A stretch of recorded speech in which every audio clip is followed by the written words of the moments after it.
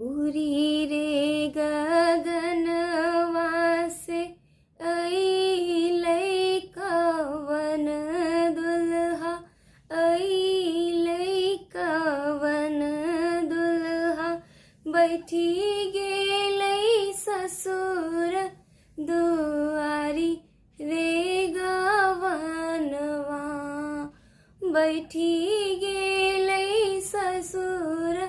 दुआरी रे गवनवा। कहाँ गेली किए बेली, सुहवे से कनिया, सुहवे सुहवे से कनिया सुहवे, कोहबर घर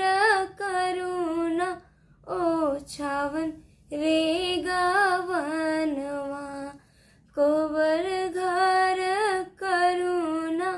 ओछावन रे